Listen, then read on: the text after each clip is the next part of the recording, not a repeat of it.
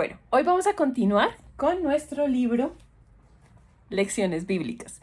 Y esta vez vamos en el capítulo 6 que nos habla de la canonicidad de los libros bíblicos. Así es que vamos a ver de dónde salieron, por qué realmente tenemos esos hoy en día dentro de nuestra Biblia y todo lo demás. Así es que quédate hasta el final del video porque a pesar de que el tema es un poco extenso, hice varios apuntes con varios estilos que espero que te gusten. Y espero ver tu resultado en nuestro grupo de WhatsApp.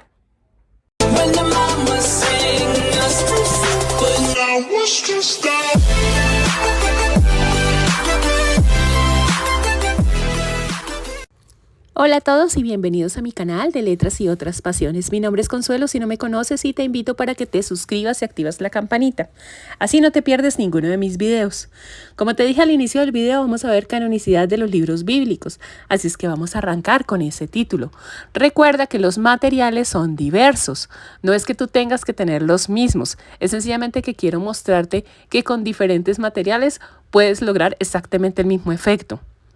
En este caso vamos a utilizar marcadores, vamos a utilizar washi tapes, vamos a utilizar recortes de los impresos que de pronto compartí contigo, vamos a utilizar papeles de colores, también vamos a utilizar stickers, resaltadores y pues con eso ya sabes qué vamos a hacer. Bueno, y también vamos a utilizar, pues yo sé que en algunas partes le llaman lapiceras, en otros esferos, no sé cómo más le llamen la verdad, que son pues los esferos que acá en Colombia conocemos comúnmente, y yo utilizo muchísimo los esferos de gel y los micropuntas. En este caso pues yo utilizo mucho los de Faber-Castell, que son fáciles de conseguir aquí en Colombia, que son los grip, los fine pen, que son de mina 0.4, y también utilizo muchísimo los de Stabilo, los ART 88. Esos me encantan, la verdad es que duran un montón de tiempo. También vamos a utilizar los Paper Mate Flare. No me están patrocinando, sencillamente les digo las marcas que yo utilizo. Y en cuanto a marcadores, pues más que todo los Crayola Super Tips, que son una marca que a mí me gusta mucho. Estos marcadores los tengo hace, venga les digo, hace como 4 años, 5 años, creo que estábamos en pandemia todavía. Entonces, bueno, esos son los materiales que vamos a usar. Y ahora sí, sin más, arrancamos. Desde cuenta que vamos a utilizar diferentes estilos de letra. Todo esto es para que vean que con poquitas cosas que variemos, nuestros apuntes van a quedar muy bonitos. Bueno. En la lección primera citamos, sin detenernos a explicar, la palabra canon. ¿Qué significa esta expresión y qué importancia tiene al hablar de la Biblia? Vamos a verlo. Etimológicamente, la palabra canon viene del griego y correspondería en nuestra lengua a la expresión caña. En la literatura clásica significa una vara recta que tenía por objeto sostener derecha alguna cosa. Muy pronto, esta vara comenzó a servir para medir las cosas o hacerlas rectas y se le denominó regla. Y de esta doble significación surgió su significado metafórico, todo aquello que sirve de norma o regla para hacer algo. Así, por ejemplo, el canon de Polícleto es la escultura. En la literatura eclesiástica, la palabra canon fue empleado por los primeros padres de la Iglesia para significar la norma de fe y de verdad. En griego, o canon tes pisteius kai tes alesias, es decir, la doctrina enseñada por los apóstoles. Y como esta doctrina se manifiesta de modo especial en los concilios y en la Sagrada Escritura, de aquí que las definiciones de los concilios se llamarán desde el siglo IV cánones, y los libros de la escritura recibieran el nombre de canónicos, y a su sección o catálogo se le distingue con el nombre de canon de la Sagrada Escritura. Leemos en Apocalipsis 11:1. Luego me fue dada una caña de medir parecida a una vara, diciéndome, levántate y mide el santuario de Dios y el altar, y a los que adoran en él. Y en Apocalipsis 21:15, el que hablaba conmigo tenía una caña de medir de oro para medir la ciudad, sus puertas y su muralla. Bien, en el sentido propio se llama pues canon a una determinada lista o catálogo o colección de libros sagrados que son concebidos como inspirados por Dios. División de los libros canónicos. Desde muy antiguo se ha considerado dos clases de libros canónicos, los protocanónicos y los deuterocanónicos. Los libros protocanónicos son aquellos de cuya inspiración divina nunca se ha dudado, ni por la religión judía ni por la cristiana, sea la denominación que sea, católica, protestante, ortodoxa. Los libros deuterocanónicos son aquellos de cuya inspiración se dudó en algún tiempo y por alguna religión o culto particular. Tales se consideran, por ejemplo, en el Antiguo Testamento, Tobías, Judith, Sabiduría, Eclesiástico, Baruch, los 2 libros de Macabeos y algunos fragmentos de los libros de Daniel y Esther. Y en el Nuevo Testamento, la carta a los Hebreos, la de Santiago, la segunda de Pedro, la segunda y tercera de Juan y el Apocalipsis, así como en algunos versículos de los Evangelios de Marcos 16, 9, 20, Lucas 22, 43 y Juan 8, 1, 11. Los libros deuterocanónicos citados del Antiguo Testamento no los admiten los judíos actuales ni los protestantes. Los deuterocanónicos del Nuevo Testamento son admitidos por todos los cultos cristianos. Como consecuencia de lo anterior, hay 2 clases de cánones, el judío y el cristiano católico. El canon judío se subdividió en otros 2. El canon palestinense, que es el que utilizan los judíos que habitaban en Israel, el cual correspondía en el tiempo de Jesucristo únicamente los libros protocanónicos, es decir, 39. Y el canon alejandrino, empleado por los judíos helénicos, es decir, por los judíos de la diáspora o dispersión, que nadaban por el mundo griego. Este canon estaba compuesto no solo por los libros protocanónicos, sino también por los deuterocanónicos. Reúne en total 46 libros. Ojo, estamos hablando del Antiguo Testamento. El canon cristiano católico, admitido por católicos y ortodoxos, es la colección de los 46 libros del canon alejandrino, completados por los 27 del Nuevo Testamento. Son pues 73 en total, conforme a la decisión oficial reconocida por el Concilio de Hipona en el año 383 y confirmada más tarde solemnemente en el Concilio de Trento en 1546. Los protestantes siguen el canon palestinense en cuanto al Antiguo Testamento, es decir, que solo admiten 39 libros, a los cuales hay que añadir los 27 del Nuevo, dando en total 66 libros. Formación de los cánones judío y cristiano. Vamos a dar unas nociones muy someras sobre este punto que requiere profunda investigación y mucha cultura. La formación del canon judío. Primero está la formación del canon palestinense. Ya dijimos que el canon palestinense de 39 libros es la colección de los protocanónicos admitida por los judíos que vivían en Israel. No están acordes los especialistas sobre la fecha en que se formó este canon. Hay quien afirma que fue en tiempo de los profetas Esdras y Nehemías, año 445 a.C., y otra sentencia que asegura que fue hacia el año 90 después de Cristo, en el sínodo de Jamnia, nuevo centro espiritual después de la destrucción de Jerusalén. Lo cierto es que los judíos siguen actualmente esa lista. La formación del canon alejandrino. Este canon, empleado por los judíos helénicos o de la diáspora, comprendía todos los libros del Antiguo Testamento, incluidos los deuterocanónicos. Consta, primero, porque la versión de los 70, que fue compuesta hacia los años 300 a 130 a.C., Era tenida en grande honor por los judíos helenistas y contenía todos los libros.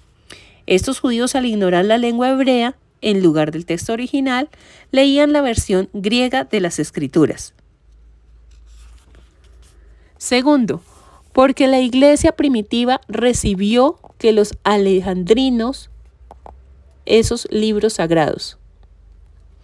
Tercero, porque se conserva la versión llamada Ítala, hecha en el siglo II del griego alejandrino, es decir, la versión de los 70 y contiene incluso los libros deuterocanónicos. Cuarto, por los códices cristianos primitivos que refieren lo que había en los códices judíos. Los estudiosos preguntan, ¿cómo se explica la diferencia existente entre estos dos cánones? Contesta Hoffman. Muchos autores piensan que en un principio el canon de los judíos israelitas y el de los alejandrinos era idéntico y comprendía todos los libros deuterocanónicos, pero en el siglo I o II después de Cristo, por razones peculiares que inventaron los fariseos, fueron excluidos del canon palestinense aquellos 7 libros. Sin embargo, esto no puede probarse con un testimonio histórico cierto. La formación del canon cristiano católico. Ya dijimos y lo repetimos que el canon cristiano católico, tal como hoy lo aceptamos, son 76 libros y fue señalado en los concilios hiponense y tridentino. Pero hagamos un poco de historia. ¿Cuál fue el canon que usaron los primitivos cristianos? Fue principalmente el de la versión alejandrina. Se deduce esto. Primero, que Cristo cita la Escritura según la versión de los 70, la cual contenía todos los libros sin discriminación. De las 37 veces que Cristo cita la Escritura, 33 corresponden al canon alejandrino según los entendidos. Más todavía, en el Nuevo Testamento se encuentran 350 citas del Antiguo Testamento. De ellas, 300 corresponden a las versiones griegas. Segundo, que también los apóstoles empleaban esta misma versión y nombraban libros deuterocanónicos como el de Judith, Sabiduría, Eclesiástico, etc. Tercero, que la iglesia primitiva aceptó también esta traducción de los 70. Cuarto, en tiempo de los apóstoles y de las primitivas comunidades cristianas, la cultura ambiental de la gente israelita era griega, y esa fue la razón para que los libros del Nuevo Testamento fuesen escritos también en lengua griega. Ahora bien, si los evangelistas y Pablo y los otros autores de los restantes libros escribieron en esta lengua, era natural que manejasen para sus consultas el canon palestinense de los 70. Quinto, de que ese mismo canon lo recibieron igualmente los primeros padres de la Iglesia, como Clemente Romano en el año 96, Didache en el año 90, 100, Ignacio de Antioquía, 107, Pastor Hermas, 140, 155, Policarpo en el 156, Irineo en el 189, Tertuliano en el 225, Cipriano en el 258 y otros. Sexto, de un argumento arqueológico. En algunas catatumbas y en cementerios de Roma puede confirmarse esta tradición apostólica. Por ejemplo, en las catatumbas de San Calisto puede verse una escena que representa a los 3 jóvenes en el horno de Babilonia, libro de Daniel.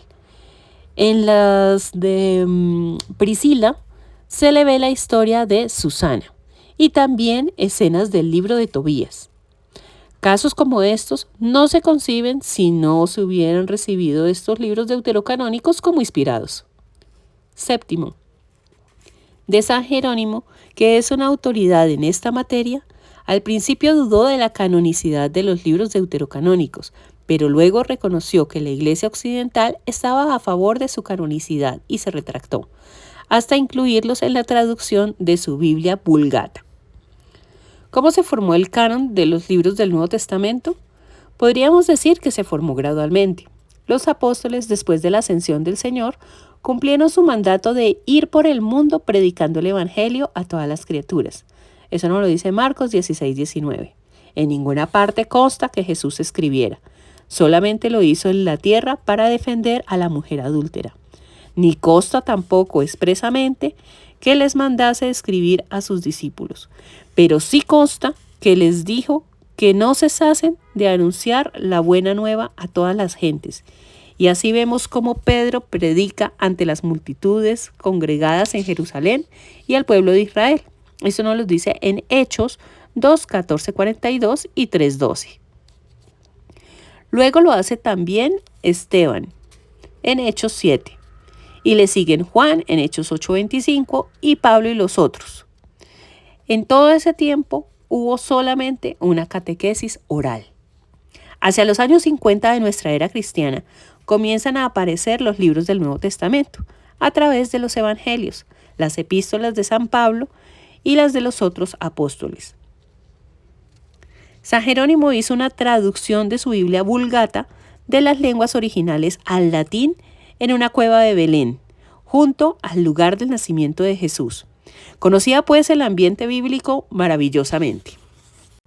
En relación con su historicidad, los especialistas han hecho un estudio completísimo que aquí no vemos necesario transcribirlo.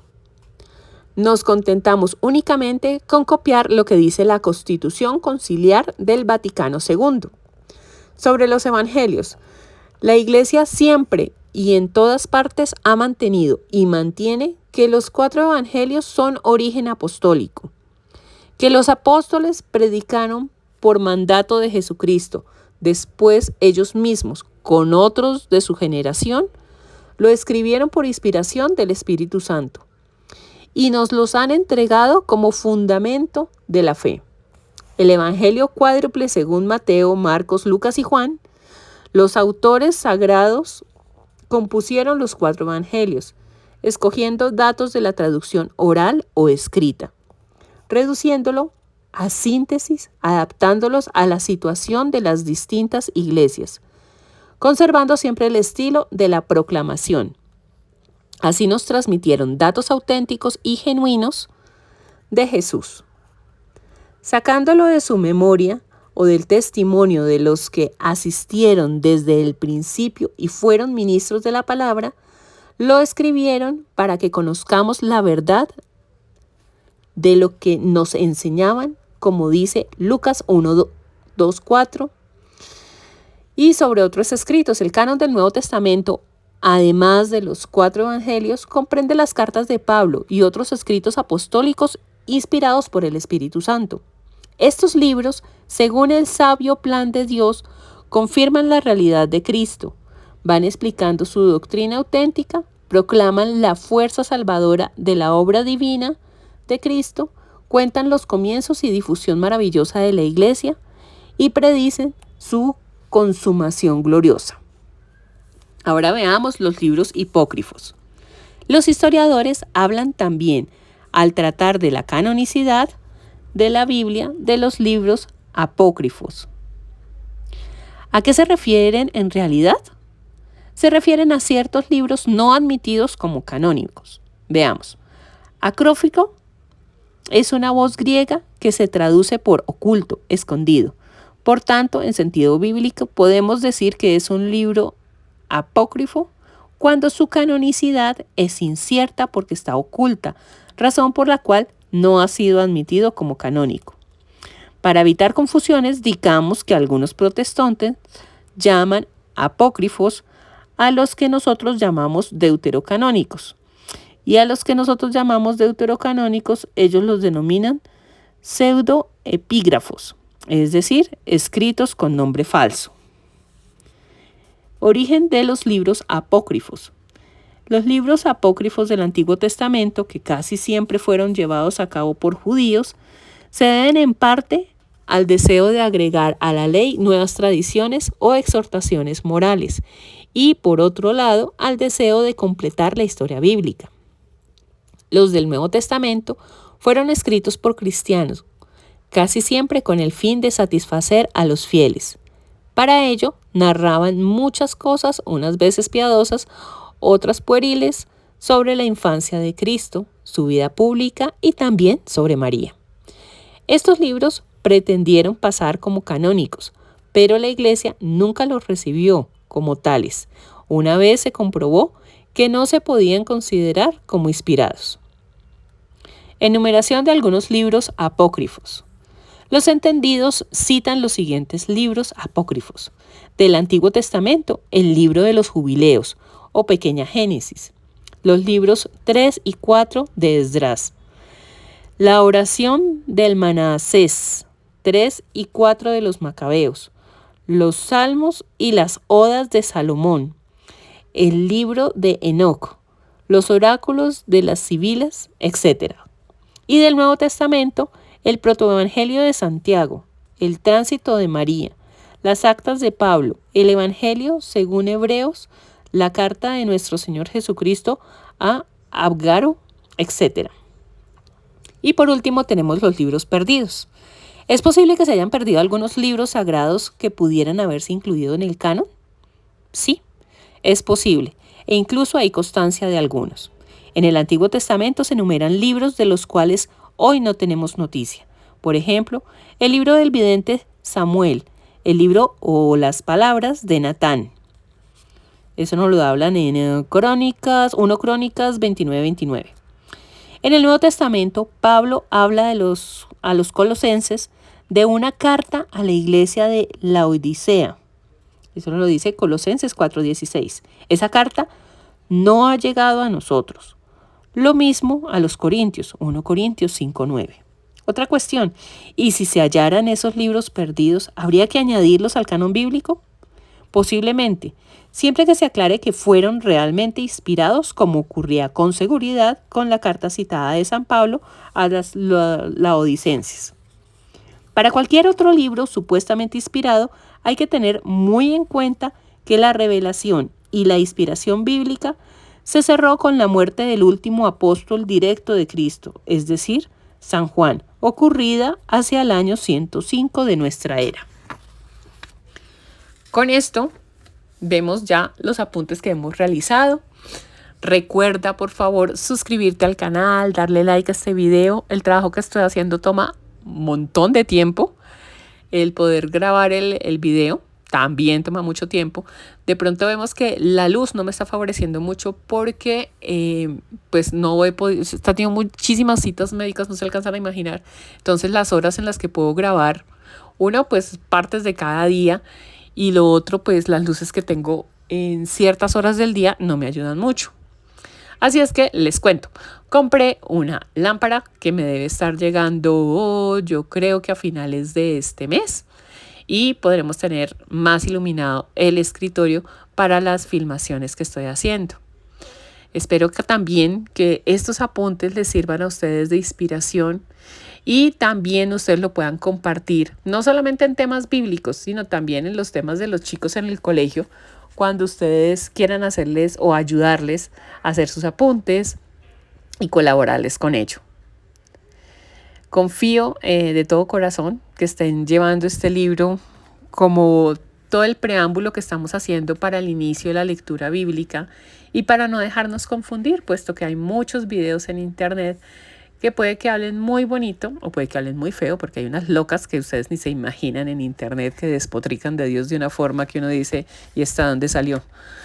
Pero por lo menos con estas bases no nos vamos a dejar engañar ni nos vamos a dejar confundir.